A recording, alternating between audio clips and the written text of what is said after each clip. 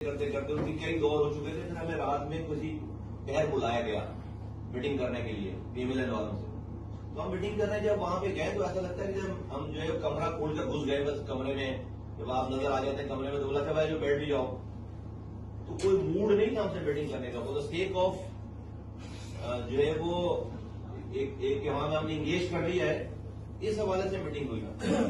और उस 15 मिनट उस 40-45 मिनट की मीटिंग हुई हमारी। उन्होंने कहा कि आपके बाद अभी दोबारा हमें पीपल्स पार्टी वालों से मिलना है। हमने पूछा भाई क्या तय हुआ आपका पीपल्स पार्टी से? उन्होंने कहा सब चीजें कॉन्फिडेंशियल है, हमारे लिख के बात हुई उनसे। दो चीजें आपको बता देते हैं कॉन्फिडेंशियल होने के बावजूद। एक ये कि वो ये कह रहे हैं कि आपका मैंडेट 28% जाली है, हमारा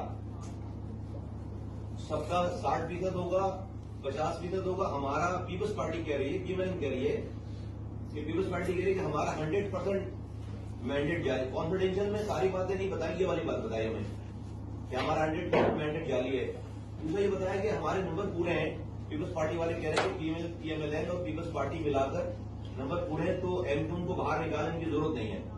अब ये पता होना चाहिए हमें ना कि भाई हमें कल को कमारी को बात अगर कोई नहीं सुन रहा, नहीं मानी जा रही, तो पता होगा कि मूड क्या है, ये पता होना। मेरा कहना है पता होना चाहिए इस वाली बात को सबको। उनके नंबर पूरे हैं, उनके नंबर पूरे हैं। और पीपल्स पार्टी का ये सरार है कि भाई एमक्यूएम की जरूरत नहीं है।